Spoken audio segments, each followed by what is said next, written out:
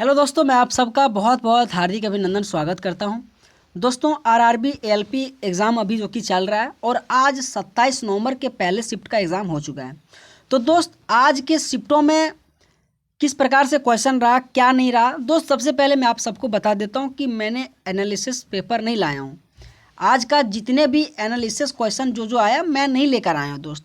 मैं आप सभी के लिए हाँ ये कह सकता हूँ कि आरआरबी एएलपी में जो जो मोस्ट इम्पॉर्टेंट टॉपिक बन रहा है उनसे संबंधित मैं क्वेश्चन लेके आ रहा हूँ। एक भी क्वेश्चन हम एनालिसिस का नहीं लेकर आए हैं। मैं पहले बता देता हूँ दोस्त, जो कि मैंने यहाँ लिख भी दिया है कि एग्ज़ाम एनालिसिस का एक भी क्वेश्चन नहीं है, लेकिन जितने भी मोस्ट इम्पॉर्टेंट टॉपिक है दोस्त, सारा का सारा टॉपिक को चुन चुन कर उससे संबंधित को क्वेश्चन लाया गया ताकि आपके एग्ज़ाम के लिए मोस्ट इम्पॉर्टेंट क्वेश्चन बन सकता है और आप मेरे सभी दोस्तों के लिए बहुत ही आसान हो सके। तो आइए दोस्तों, देखते हैं किस किस प्रकार से क्वेश्चन आपके एलपी में जो कि मोस्ट इम्पॉर्टेंट टॉपिक से क्वेश्चन आ रहा है।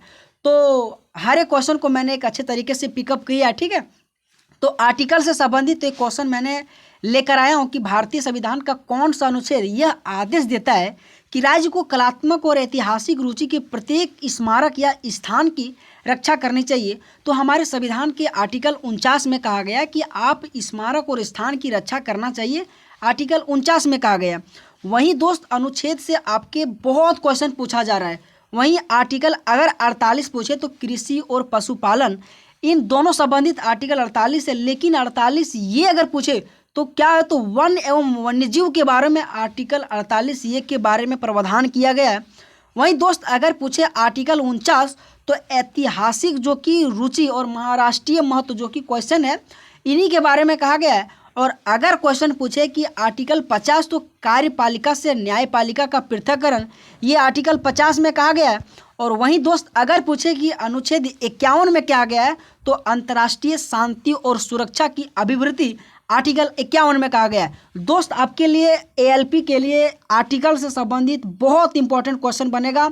मैंने जितने भी क्वेश्चन छांट छांट के लाया हूँ दोस्त, आपके लिए मोस्ट इंपॉर्टेंट का काम करेगा दोस्त, और इसी तरह से एग्जाम में पूछा भी जाएगा, मैं गारंटी देता हूँ दोस्त। एक बुक एंड ऑथर से आपके एग्जाम में जरूर क्वेश्चन आता है। अभी एसएससी एमटीएस का एग्जाम हुआ जिसमें से भर भर के क्वेश्चन पूछा गया। वहीं आपके आरआरबी एएलपी के लिए भी मोस्ट इंपॉर्टेंट टॉपिक बनेगा बुक एंड ऑथर से, जिसमें से दूसरा क्वेश्चन मैंने लाया था कि निम्नलिखित में से कौन सा मुंशी प्रेमचंद्र द्वारा लिखित एक प्रसिद्ध उपन्यास है। तो गोदान, गोदान जो है ना, सो मुंशी प्रेमचंद्र के द्वारा लिखा गया एक पुस्तक है और एक उपन्यास है मेरे दोस्त। अच्छा दोस्त, जितने भी मोस्ट इम्पॉर्टेंट मेरे को लगा कि ये बुक आपके एग्जाम में क्वेश्चन पूछ सकता है, जैसे कि पंचतंत्र अगर पूछे कि किसके द्वारा लिखा गया, तो विष्णु शर्मा के द्वारा पंचतंत्र पुस्तक लिखा गया। वहीं पूछे कि हुमायूं जो नामा पुस्तक है सो किसके द्वारा लिखा गया है, तो गुलबदन बेगम के द्वारा लिखा गया। ठीक है ना मेरे दोस्त, कि हुमायूं नामा जो पुस्तक है सो किसके द्वारा लिखा गया, तो गुलबदन बेगम द्वारा। अगर पूछे कि यामा जो पुस्तक है सो किसके द्वारा लिखा गया, तो महादेवी वर्मा के द्वारा यामा पुस्तक लिखा गया है। अगर पूछे कि अर्थशास्त्र पुस्तक किसके द्वारा लिखा गया, तो चाणक्य के द्वारा अर्थशास्त्र पुस्तक लिखा गया। वहीं पूछे कि मुद्राक्षस जो पुस्तक है किसके द्वारा लिखा गया, तो विशाख दत्त के द्वारा लिखा गया। वहीं पूछे कि जो अवंती सुंदरी पुस्तक है सुकानी की जो दांडी के द्वारा लिखा गया। मैंने जितना भी करीब 7 से 8 क्वेश्चन मैंने बुक एंड ऑथर से लाया, जो लगा मुझे इम्पोर्टेंट और आपके एएलपी में प्रीवियस ईयर क्वेश्चन पूछा गया था, मैं सारा का सारा वही उठा के लाया हूँ। ठीक है दोस्त। वहीं पूछे कि अगर प्रेम वाटिका पुस्तक किसके द्वारा लिखा गया है, तो रसखान के द्वारा, और शाहनामा पूछे तो फिरदौसी के द्वारा। ठीक है मेरे दोस्त, कि शाहनामा फिरदौसी द्वारा, प्रेम वाटिका रसखान द्वारा। मोस्ट इंपॉर्टेंट जितने भी मानी कि बुक एंड ऑथर से लगा मुझे क्वेश्चन मैंने लेकर आया। ठीक है। वहीं दोस्त, अगला क्वेश्चन कि कौन सा प्रसिद्ध नृत्यांगना राज्यसभा सदस्यों के रूप में नामांकित होने वाली पहली महिला बना। दोस्त, यकीन मानना जितने भी शास्त्रीय नृत्य से संबंधित कलाकार और उनको कब कब भारत रत्न मिला, कब कब पद्म विभूषण मिला, कब कब उसे पद्मश्री मिला, ये आपके लिए मोस्ट इंपॉर्टेंट बनेगा आपकी एएलपी एग्जाम के लिए। तो दोस्त, इस क्वेश्चन का आंसर आ जाएगा रुक्मणी देव अरुंडेल, जो भरतनाट्यम से संबंधित एक नृत्यांगना है। ठीक है। अच्छा, भरतनाट्यम से कौन कौन से ऐसे व्यक्ति जिसे आपके एग्जाम में क्वेश्चन पूछने की संभावना है, जैसे कि कोमल वर्धन, गोविंदा और शांता पीवी धनंजयन, मीनाक्षी श्रीनिवासन और गीता चंद्रन और आनंद शंकर जयंत, ये जितने भी महारथी नाम मैंने आपको कहा आपके एग्जाम के लिए मोस्ट इंपॉर्टेंट बनेगा। लेकिन इससे भी मोस्ट इंपॉर्टेंट यामिनी श्री यामिनी कृष्णमूर्ति आपके जो कि एएलपी के लिए मोस्ट इंपॉर्टेंट बनेगा कि यामिनी कृष्णमूर्ति किस भरतनाट्यम से संबंध रखता है। यामिनी शास्त्रीय नृत्य से तो भरतनाट्यम इस क्वेश्चन का आंसर आ जाएगा। लेकिन यामिनी कृष्णमूर्ति तो समझो कि हाँ भरतनाट्यम से संबंध रखती है, लेकिन इसे पद्मश्री और पद्म भूषण से कब सम्मानित किया गया, ये मुख्य आपका क्वेश्चन बनेगा और इसी में आप गड़बड़ा जा सकते हैं। तो ये अगर यामिनी कृष्णमूर्ति पूछे तो पद्मश्री 1968 में, पद्म भूषण पूछे तो 2001 में, यकीन मानना दोस्त ये आपके लिए इंपॉर्टेंट बनेगा। और अगर पूछे कि पद्म विभूषण कब मिला तो 2016 में। ये 3 क्वेश्चन आपके लिए मोस्ट इंपॉर्टेंट बनेगा। अगर आत्मकथा पूछे कि यामिनी कृष्णमूर्ति का आत्मकथा का नाम क्या है मेरे दोस्त, a passion for dance, a passion for dance इसका आत्मकथा है। अगर पूछे ये राज्य तो तमिलनाडु से, लेकिन ये भी क्वेश्चन पढ़ सकता है कि जो यामिनी कृष्णमूर्ति है सो किस किस शास्त्रीय नृत्य से संबंध रखती है, तो भरतनाट्यम और कुचिपुड़ी, भरतनाट्यम और कुचिपुड़ी से संबंध रखती है। वहीं दोस्त एक क्वेश्चन और बन सकता है सोनल मानसिंह से, ये भी मोस्ट इंपॉर्टेंट है। सोनल मानसिंह से बार बार क्वेश्चन पूछा जाता है दोस्त, जो कि ये भी मुंबई महाराष्ट्र से है। लेकिन अगर पूछे इसको पद्म भूषण कब सम्मानित किया गया तो 1992 में सम्मानित किया गया। अगर पूछे कि पद्म विभूषण कब सम्मानित किया 2003 में। ये जो सोनल मानसिंह है ना दोस्त, इससे संबंधित चाहे एसएससी हो, चाहे रेलवे, चाहे कोई भी एग्जाम हो, क्वेश्चन ना आए ऐसा हो ही नहीं सकता है। और इनसे संबंधित पद्म भूषण और Padma Vibhushan most important question आपके एलपी के लिए बनेगा दोस्त सबसे कम उम्र में पद्म यानी कि जो कि भूषण प्राप्त करने वाली पहली नृत्यांगना बनी है दोस्त। इससे और क्वेश्चन बन सकता है कि ये जो सोनल मानसिंह है ना सो भरतनाट्यम और ओडिसी ये दोनों से संबंध रखती है। आप ये नहीं कह सकते कि भरतनाट्यम और ओडिसी दोनों से संबंध रखती है कौन, सोनल मानसिंह। और ये राज्यसभा सांसद 2018 में ये कला के राजनीति के क्षेत्र में भी ये नामांकित किया गया था। ये मैंने जितने भी कहा ना शास्त्रीय नृत्य उससे कलाकार दोस्त आपके लिए मोस्ट इंपॉर्टेंट बनेगा, आप जरूर पढ़ के जाइएगा। निम्नलिखित में से किस महिला को भारत रत्न से सम्मानित किया गया दोस्त। मैंने लता मंगेशकर से इसलिए क्वेश्चन लाया क्योंकि इसका जो कि फिलहाल जो कि निधन हुआ और इससे करंट भी आ सकता है। लेकिन इससे मैंने इसलिए लाया ताकि जो कि जितने भी यानी कि भारत रत्न से सम्मानित व्यक्ति कब कब उसे मिला, तो उसमें से लता मंगेशकर को अगर पूछे कि भारत रत्न से इसे कब सम्मानित किया गया था तो 2001 में, जो कि उन्हें एक गायकी के क्षेत्र में उन्हीं की उसको सम्मानित किया गया था। तो दोस्त जितने भी महारथी लोग जिसे भारत रत्न से सम्मानित किया गया, जैसे कि अगर पूछे 2001 में बिस्मिल्लाह खां को भी भारत रत्न से सम्मानित किया गया था। वहीं पूछे कि अगर 1999 में पंडित रविशंकर को भारत रत्न से सम्मानित किया गया था। वहीं पूछे 2014 में जो कि सचिन तेंदुलकर को भी भारत रत्न से सम्मानित किया गया था। तो ये सारा आपको याद रखना है दोस्तों। 1954 में अगर पूछे डॉक्टर सर्वपल्ली राधाकृष्णन को भारत रत्न से सम्मानित किया गया था। तो ये आपके लिए मोस्ट इंपॉर्टेंट बनेगा भारत रत्न से संबंधित जितने भी व्यक्ति चाहे गायिका के क्षेत्र में। और एक क्वेश्चन और बहुत इंपॉर्टेंट बनेगा दोस्त कि 1998 में MS सुब्बुलक्ष्मी को भी भारत रत्न से सम्मानित किया था, जो कि सबसे पहली गायिका के रूप में थी। ठीक है, MS सुब्बुलक्ष्मी 1998 में भारत रत्न से सम्मानित किया गया था। लता मंगेशकर पूछे तो 2001 में इसे भारत रत्न से सम्मानित किया गया था। दोस्त आप सबको क्लास कैसा लगा दोस्त, मैं आप सबको फिर बता देता हूं कि एनालिसिस का मैंने एक भी क्वेश्चन नहीं डाला हूं, लेकिन किस किस टॉपिक से LP वाले अधिकतर क्वेश्चन पूछ रहे हैं मैं उसी तरीके से यानी कि क्वेश्चन को चुन कर लाया दोस्त आपके लिए। ठीक है, भारत ने 2023 में वर्ल्ड टेस्ट चैंपियन का पहला ऑस्ट्रेलिया के खिलाफ यह मैच कहाँ आयोजित किया था, लंदन में। दोस्त जितने भी स्पोर्ट्स से संबंधित जितने भी करंट अफेयर क्वेश्चन बन सकता है आपके ALP के लिए मोस्ट इंपॉर्टेंट बनेगा, आप उसको पढ़ के जाइएगा। ठीक है, तो अगर पूछे ऑस्ट्रेलिया के खिलाफ खेला तो वहाँ लंदन आंसर आ जाएगा। अच्छा, अगर क्वेश्चन पूछे अगला कि निम्नलिखित में से कौन सी गायिका आंध्र प्रदेश से, तो S जानकी जो है ना सो आंध्र प्रदेश से संबंध रखती है कि जो S यानी कि जानकी जो ना आंध्र प्रदेश की गायिका है। अच्छा दोस्त, जैसे कि कुचिपुड़ी से और देखते कि कौन कौन से व्यक्ति है, तो यामिनी कृष्णमूर्ति भरतनाट्यम से भी, कुचिपुड़ी से, ये आपको याद रखना है। लक्ष्मी नारायण शास्त्री, वेमपति चित्रा सत्यम, हलीम खान, अपर्णा सतीशन और वेदांतम जो सत्यनारायणम है ना, ये सारा का सारा कुचिपुड़ी से संबंधित लोग हैं। अगर पूछे कुचिपुड़ी शास्त्रीय नृत्य भारत के किस राज्य में है, तो ये आंध्र प्रदेश से संबंध रखता है दोस्त। आपके लिए मोस्ट इंपॉर्टेंट बनेगा। शास्त्रीय नृत्य भारत में 8 प्रकार के हैं। अगर शास्त्रीय भाषा पूछे तो भी वर्तमान में हमारे भारत में 11 भाषा है, जो कि पहले कितना था तो 6 था, लेकिन 5 जो कि और शामिल किया गया। तो ये सारा का सारा आपको याद रखना है, और वाद्य यंत्र से संबंधित भी आप क्वेश्चन पढ़ के जाइएगा, ठीक है। भारत का निम्नलिखित में से कौन सा राज्य दक्षिण मानसून वर्षा से आने की प्राप्त करने वाला राज्य है? तो कोलूसन इस क्वेश्चन का आंसर आ जाएगा कि भारत का कौन सा ऐसा राज्य जो दक्षिण मानसून वर्षा से प्राप्त करने वाला राज्य है, तो कोलूसन आ जाएगा। दोस्त अगला क्वेश्चन, बक्सर का युद्ध किस वर्ष हुआ था? दोस्त ये भी क्वेश्चन आपके युद्ध एवं जितने भी क्वेश्चन बन सकता है, मैंने सारा का सारा क्वेश्चन लाया। अब यकीन मानना, अगर आपको अच्छा लगता होगा तो आप सबसे रिक्वेस्ट है हमारे चैनल को आप जरूर लाइक शेयर सब्सक्राइब करना दोस्त। लेकिन अगर बक्सर युद्ध पूरे 1764 में इस युद्ध को लड़ा गया था, लेकिन जितने भी प्रमुख युद्ध मैंने आप सभी के बीच लेकर आया हूँ जो कि आपके एग्जाम में क्वेश्चन पूछ सकता है, ठीक है।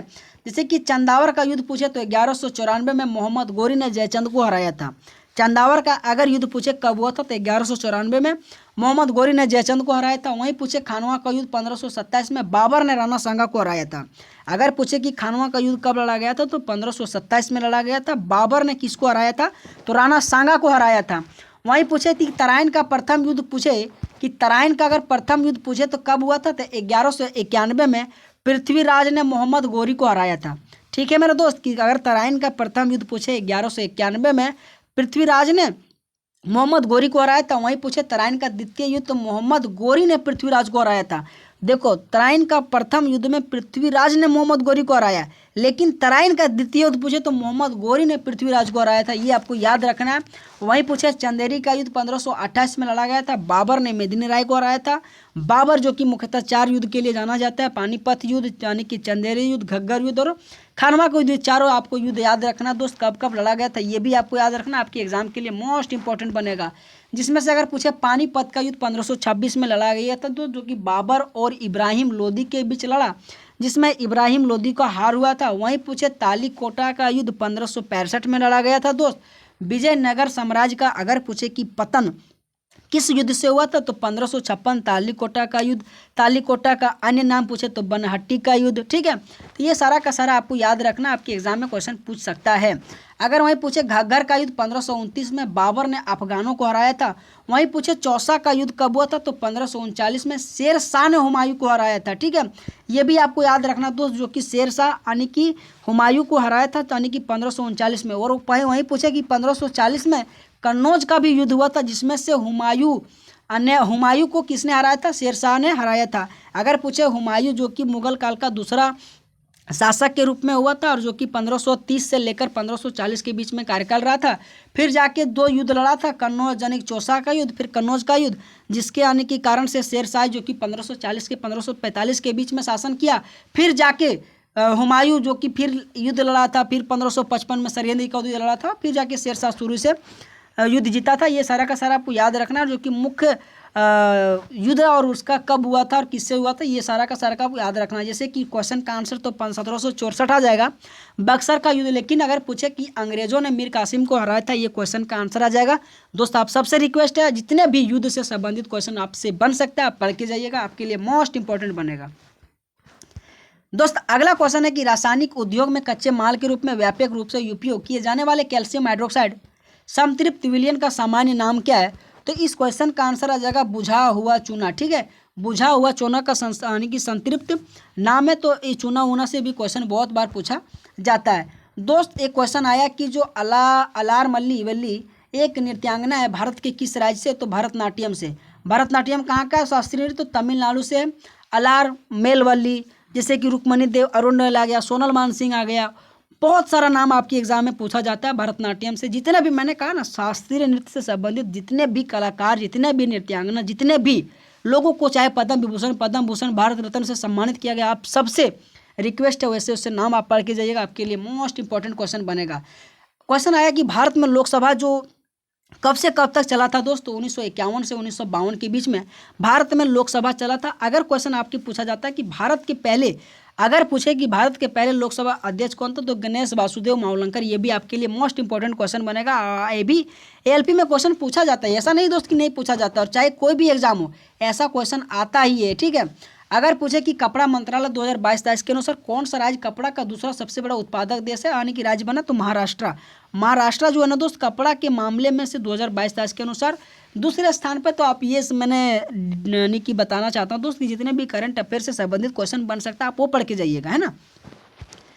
अगला क्वेश्चन है कि निम्नलिखित में से महात्मा गांधी की आत्मकथा कौन है? तो the story of experiment with truth Mahatma Gandhi के द्वारा लिखा गया। लेकिन महात्मा गांधी ने जेल में the story of my experiment with truth नामक की किताब लिखा है। और वहीं पूछे तो सत्य के साथ मेरे प्रयोग और हिंदू स्वराज, ये दोनों नाम और ये तीनों आपके लिए मोस्ट इंपॉर्टेंट क्वेश्चन बनेगा। महात्मा गांधी से बहुत सारा क्वेश्चन बन सकता है ना। अर्धनंग फकीर कहा गया, महात्मा गांधी को चर्चिल विस्टिल ने कहा गया था, ठीक है। और अगर पूछे गोलमेज सम्मेलन में कब महात्मा गांधी, दूसरा गोलमेज सम्मेलन में महात्मा गांधी जी ने भाग लिया था। बहुत सारा क्वेश्चन बन सकता है, तो महात्मा गांधी से जितने भी बन सकता क्वेश्चन ये भी पढ़ के जाइएगा, उनसे संबंधित बुक है। अगला क्वेश्चन दोस्त कि निम्नलिखित में से कौन सा भारत में यानी कि माइक्रो फाइनेंस यानी कि संस्थान का एक उदाहरण है? तो बंधन बैंक। जो माइक्रो फाइनेंस यानी कि संस्थान MFI का एक उदाहरण है, तो बंधन बैंक इस क्वेश्चन का आंसर आ जाएगा। अगर वहीं पूछे कि जो RBI है ना दोस्त, भारतीय रिजर्व बैंक की अगर स्थापना पूछे तो 1934 में इसका प्रावधान आया था, लेकिन 1 अप्रैल 1935 को RBI की स्थापना हुआ था दोस्त। अगर पूछे इसकी यानी कि राष्ट्रीयकरण तो 1949 में हुआ था दोस्त। ये भी आपके लिए मोस्ट इंपॉर्टेंट बनेगा। RBI से संबंधित चाहे स्टेट बैंक से संबंधित क्वेश्चन, जितना भी क्वेश्चन बन सकता है, ठीक है। Bank of Bengal, bank of Baroda, bank of Bengal, bank of Madras, bank of, ये 3 जो बैंक है ना, इसको मिला के 1921 में इंपीरियल बैंक बनाया, फिर 1955 में ले गया, 1955 से फिर SBI का निर्माण करवाया। तो ये सारा क्वेश्चन आपके लिए बन सकता है। अगला क्वेश्चन है कि D Gukesh was awarded player of the year यानी कि मार्च 2023 में, और वो कौन खेल से संबंध रखता है? तो चेस से संबंध रखता है डी गुगेस। जितने भी खिलाड़ी और खिलाड़ी से संबंधित जितने भी करंट अफेयर क्वेश्चन बन सकता है आप सबसे पढ़ के जाइए, आपके लिए मोस्ट इंपॉर्टेंट क्वेश्चन बनेगा। भारत की जनगणना 2011 के अनुसार दूसरे सबसे अधिक लिंगानुपात वाला राज्य कौन सा है? तो तमिलनाडु आ जाएगा दोस्त। चाहे जितने भी क्वेश्चन जनगणना से संबंधित है, जनगणना से कोई भी ऐसा एग्जाम ना जिससे क्वेश्चन नहीं पूछा गया। अगर पूछे कि वहीं अधिकतम लिंगानुपात वाला राज्य तो केरल, अधिकतम लिंगानुपात पूछे तो केरल 1084 व्यक्ति के साथ। और अगर पूछे दूसरे स्थान पर लिंगानुपात तो तमिलनाडु। ये आपको याद रखना दोस्त, आपके लिए मोस्ट इंपॉर्टेंट बनेगा। अच्छा, अगर पूछे कि न्यूनतम लिंगानुपात तो हरियाणा 879 व्यक्ति किलोमीटर यानी कि पर के यानी कि, और वहीं पूछे सिक्किम जो कि 890 व्यक्ति पर किलोमीटर।